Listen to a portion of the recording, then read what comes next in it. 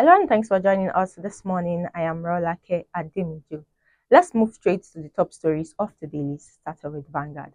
The major headline says, at the special FEC session, Buhari's patriotism lived in deeds, not words, says Tinubu.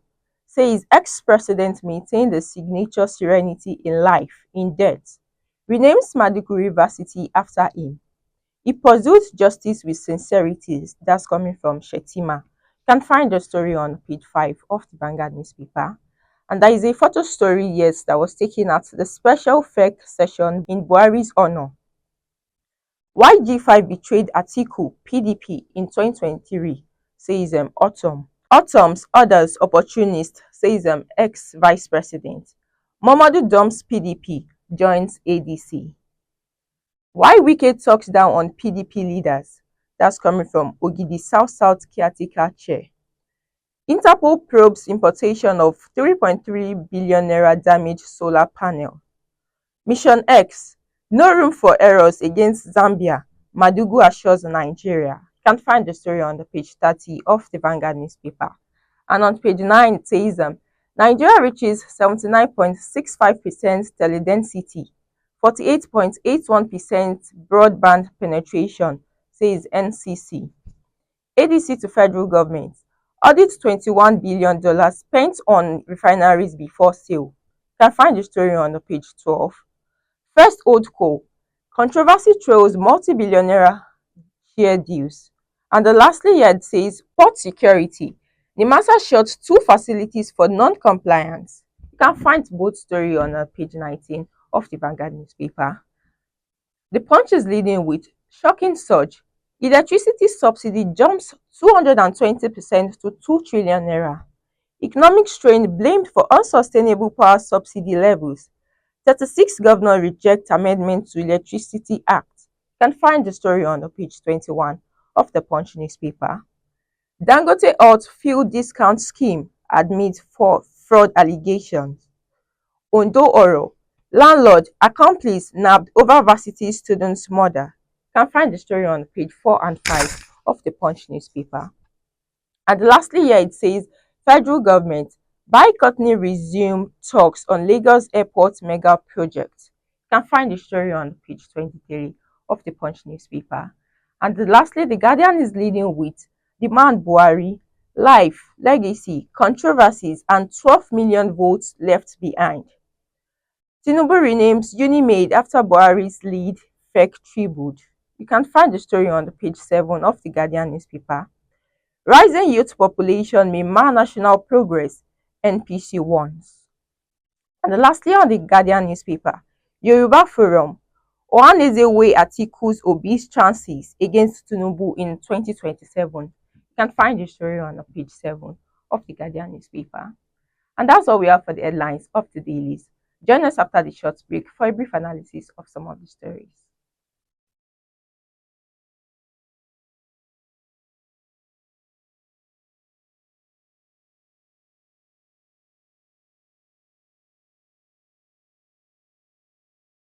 Welcome back. If you are just joining us, this is Today in the News on Vanguard Live. My name is Mirolake Ademiju.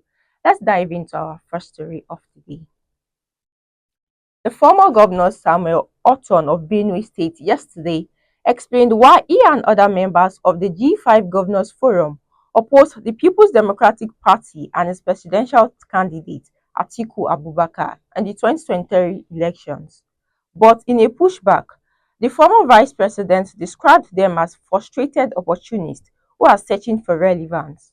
Also, the PDP similarly accused Autumn of acting out of personal interest rather than genuine concern for fairness and equity in the 2023 elections.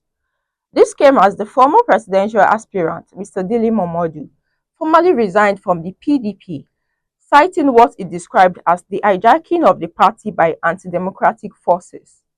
Autumn, a leading member of the G5 group of PDP's governors, said the party's failure to respect equity, fairness, and justice was the reason they chose to stand against it. Speaking yesterday, Autumn said that the G5 had insisted that the presidency should shift to the south after 8 years of northern rule under President Muhammadu Buhari, But the PDP's decision to field Atiku, also a northerner, went against principle. I acted as I did because we had expected the PDP to uphold equity, fairness, and justice, values I hold dear. When the majority of the PDP members supported a northern candidate, we deemed it unjust. We've always stood for equity, fairness, and justice, and we felt the presidency should alternate between the North and the South for 8 years each, he said.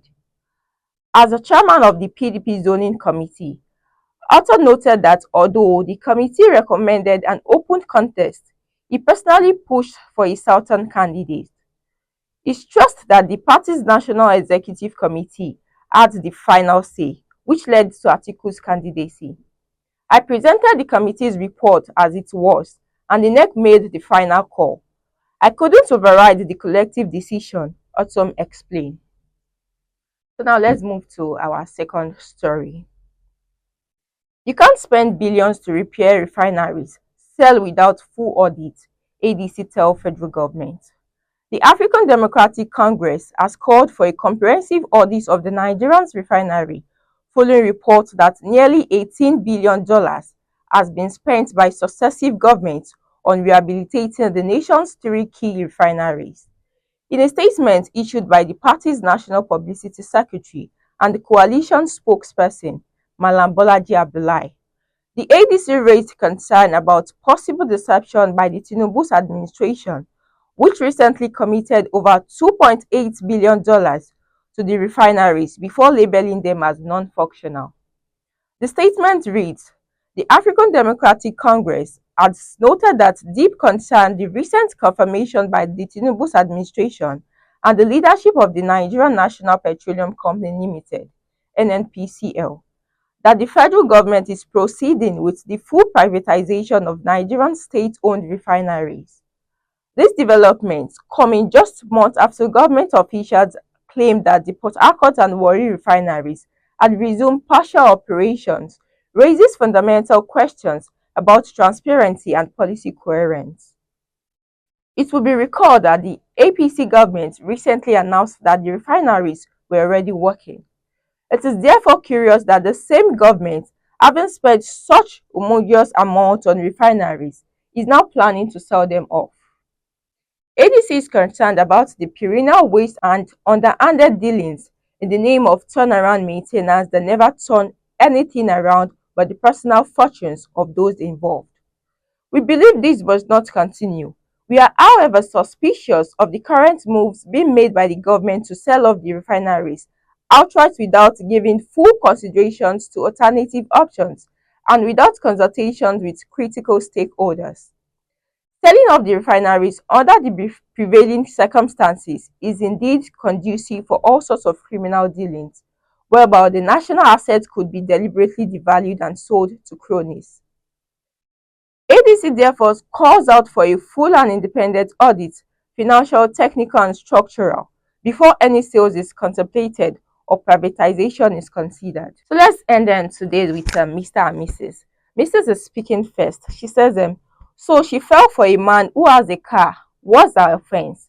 And the Mr. replied, she should bother about what drives him and not what he drives, and how he lives and not where he lives. And Mrs. replied, you and your poor man philosophy. Indeed, the poor man philosophy.